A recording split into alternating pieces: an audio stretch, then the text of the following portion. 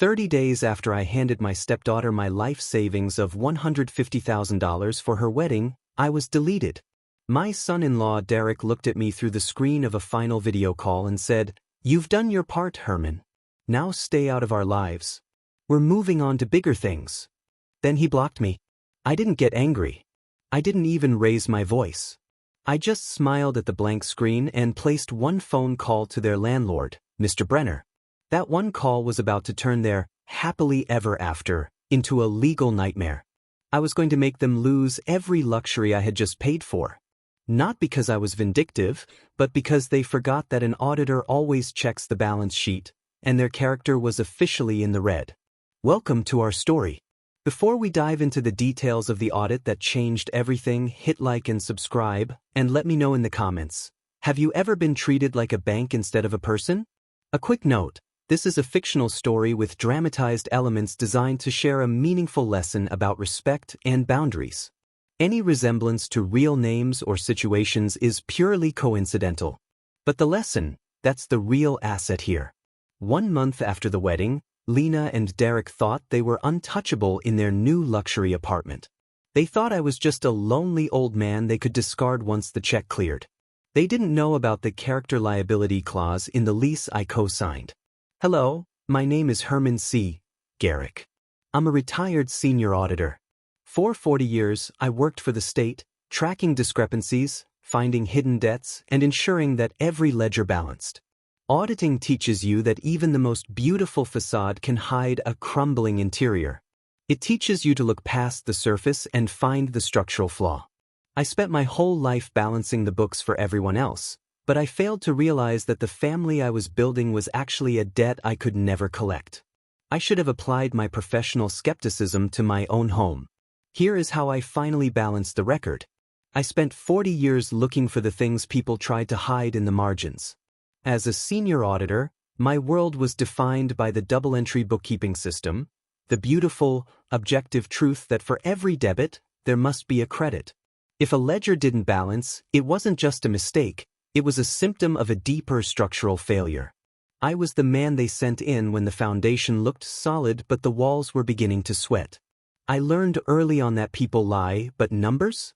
Numbers are incapable of deceit. When I met Sarah, Lena's mother, I thought I had finally found a way to step outside the columns of my spreadsheets. Lena was only 6 years old then, a whirlwind of blonde pigtails and a gap-toothed smile that could melt the resolve of the toughest tax evader. Her biological father had vanished years prior, leaving behind a trail of unpaid debts and broken promises, a massive deficit that I took it upon myself to reconcile. I didn't just marry Sarah, I adopted her daughter's future. I remember sitting at our small kitchen table during those early years, Sarah sipping tea while I painstakingly mapped out a college fund for a girl who hadn't even finished the first grade. I treated Lena like the most precious asset I had ever managed. I didn't mind the long hours at the department or the fraying edges of my own suits, as long as her accounts were full. I was the one who checked her math homework with a red pen, teaching her that a decimal point in the wrong place could bring down a bridge. I was the one who paid for the ballet lessons, the summer camps, and eventually, the tuition for the prestigious university she chose. I viewed every dollar spent as a brick in a fortress that would protect her from the world. Sarah used to tease me, saying I saw the world through a calculator lens.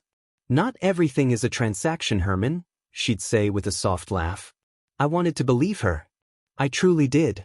But as an auditor, I knew that even the most generous gift creates a silent expectation of stability. I thought I was building a legacy of love and security. What I didn't see, what I failed to audit, was the growing sense of entitlement that Lena was cultivating in the shadows of my generosity. I was so focused on the bottom line of her success that I missed the red ink bleeding through her character.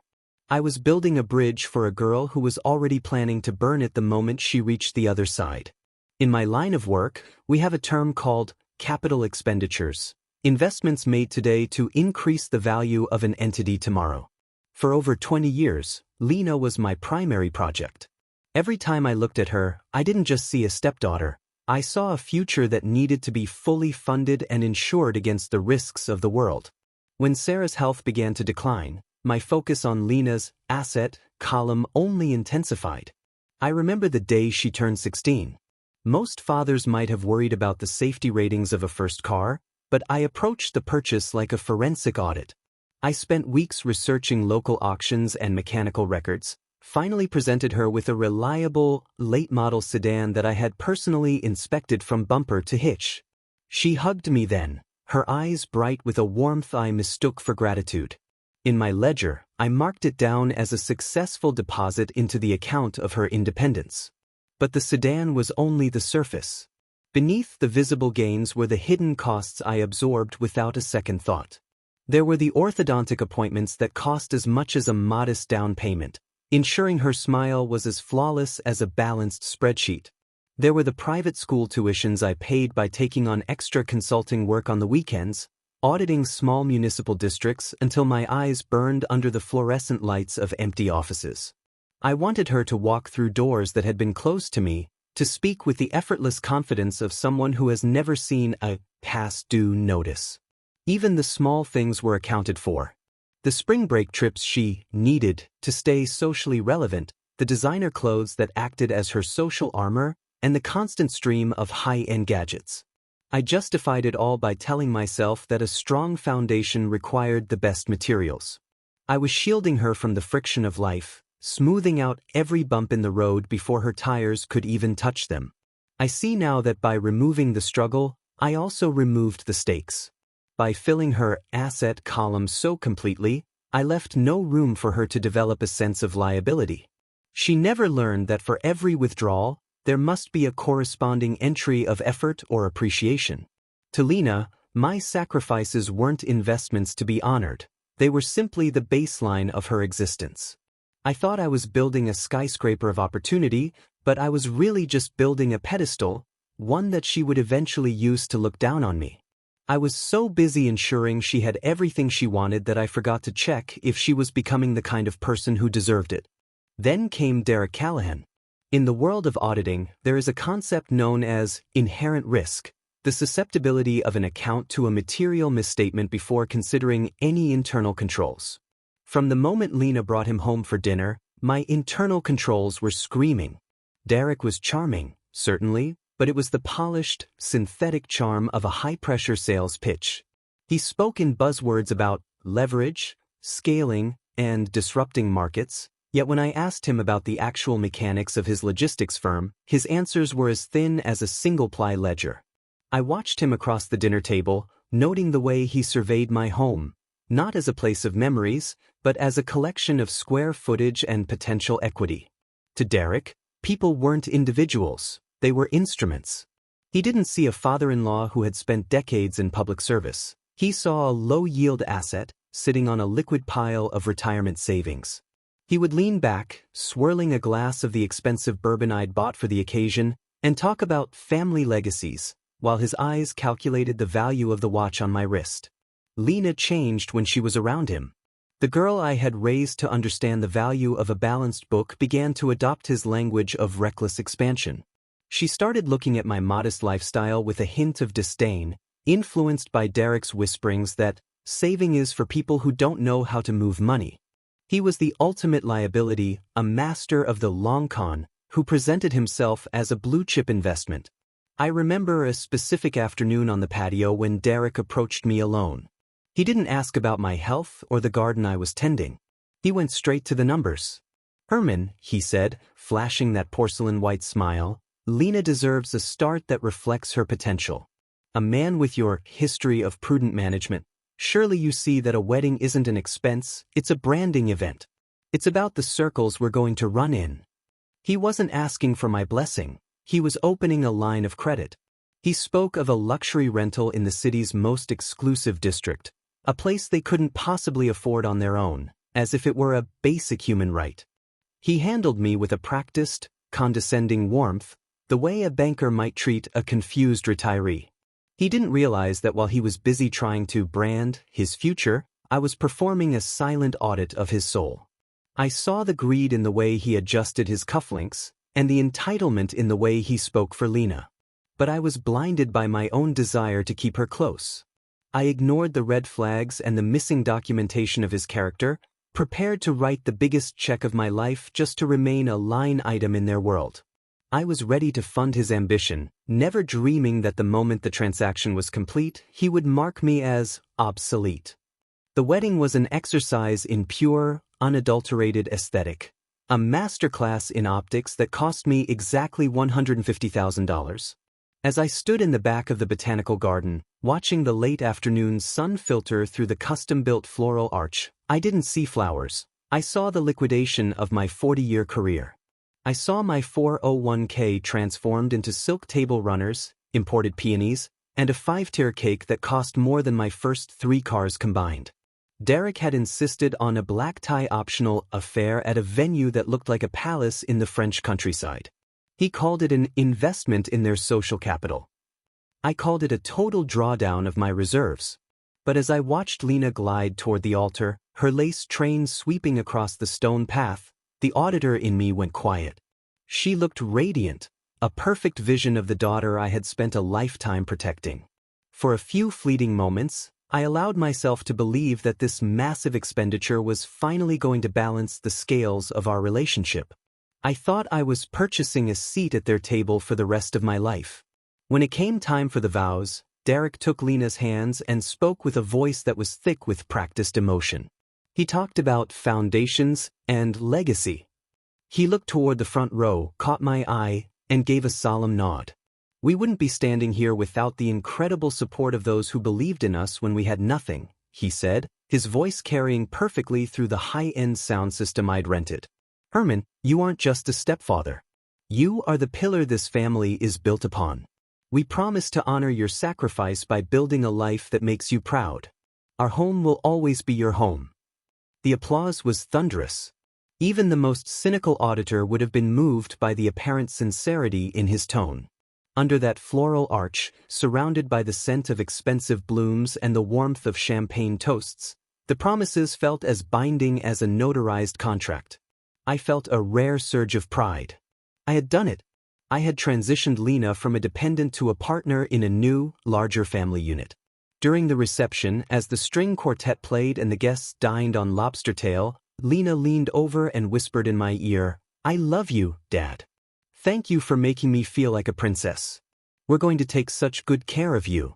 I squeezed her hand, my heart finally feeling in the black. I didn't realize that in the world of Garrick and Lena, a promise was just a marketing slogan used to close a deal. I was so blinded by the glow of the celebration that I failed to notice the ink wasn't just disappearing, it was never there to begin with.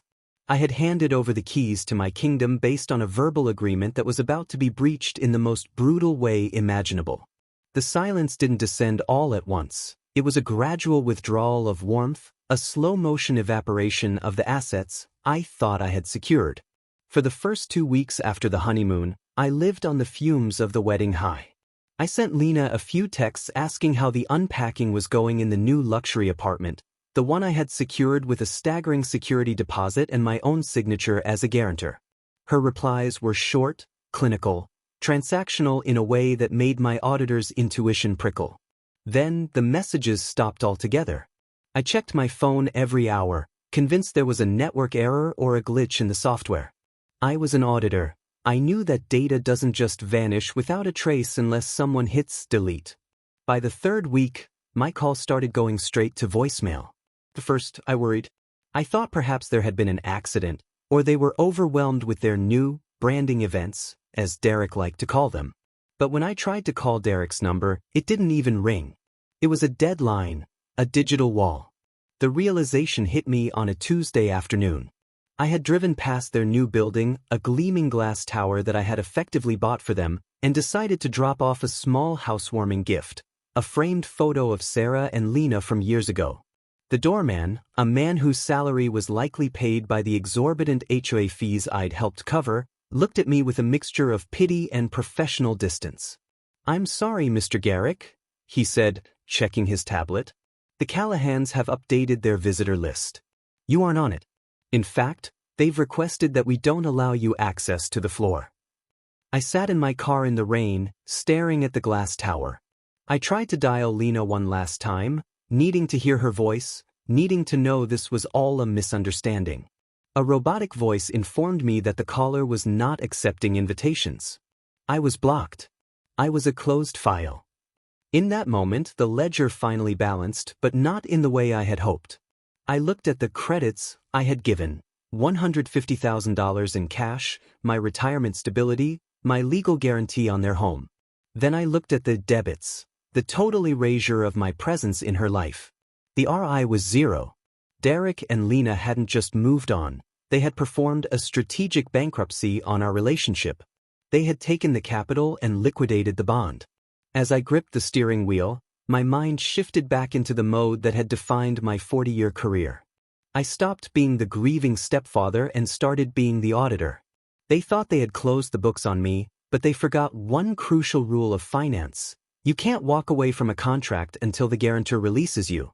I looked at the lease agreement sitting on my passenger seat and felt a cold, sharp smile spread across my face. The audit was just beginning. I returned home to the quiet of my study, the air smelling of old paper and cedar, a stark contrast to the sterile, glass and steel coldness of Lena's new building.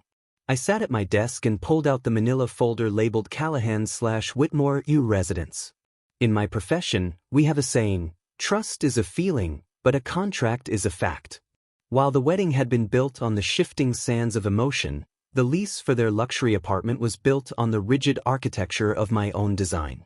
When Garrick had first approached me about the penthouse at the Ascent, he had been full of bluster about his projected earnings and venture capital interest.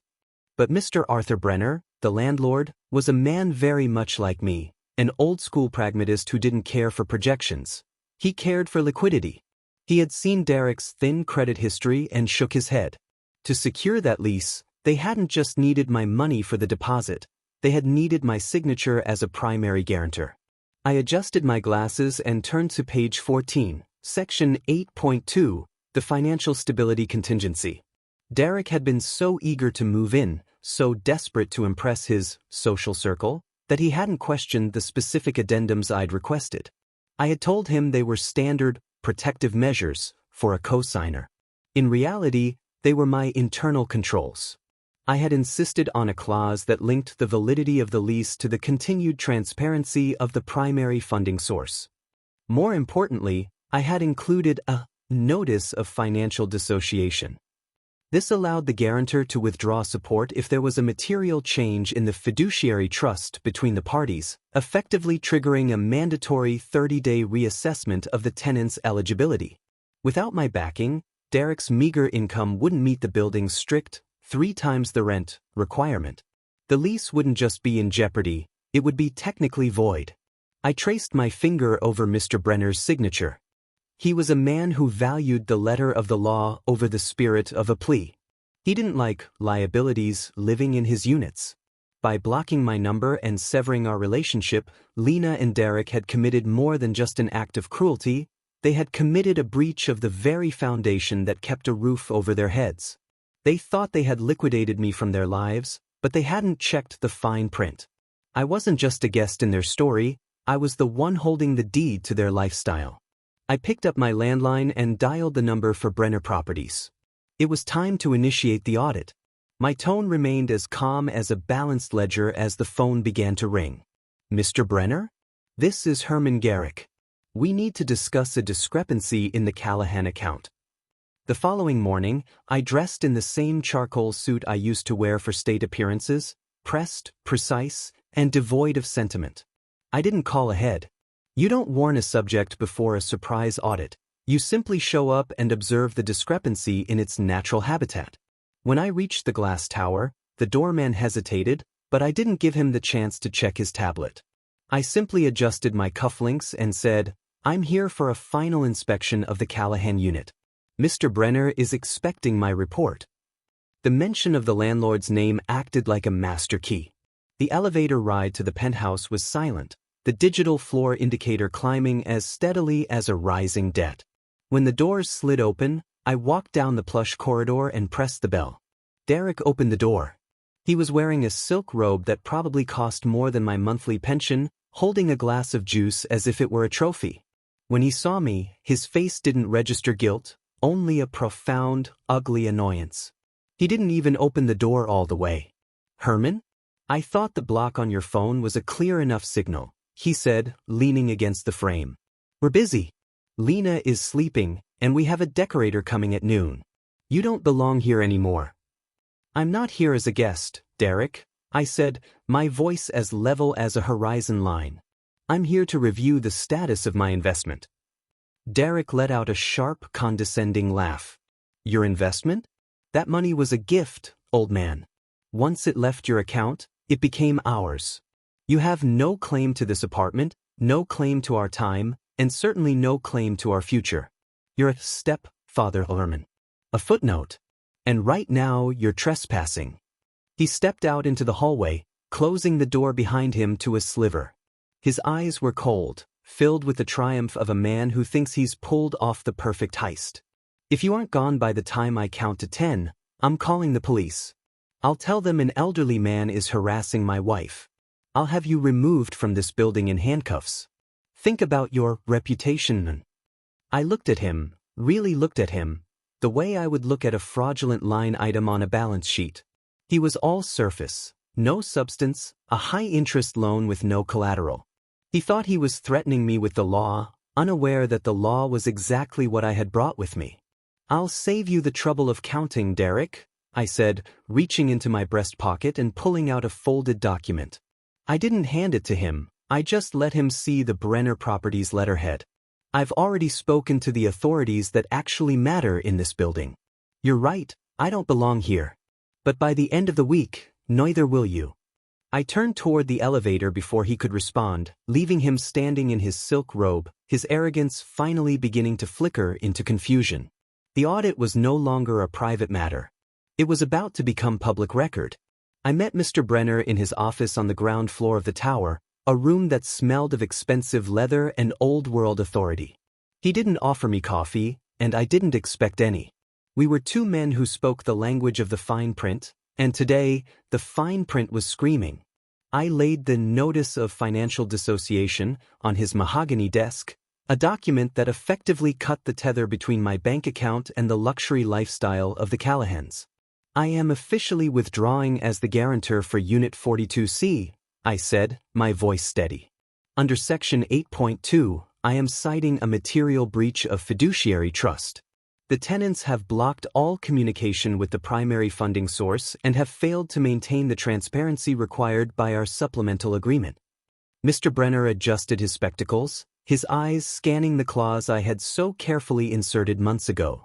He knew as well as I did that Derek Callahan's solo income was a joke, a collection of potentialities that wouldn't cover the HOA fees, let alone the 5-figure monthly rent.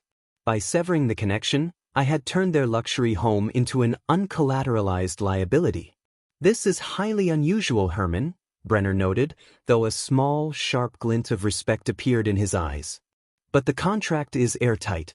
Without your guarantee, they are in immediate violation of the building's solvency requirements. They don't have the assets to sustain this residency.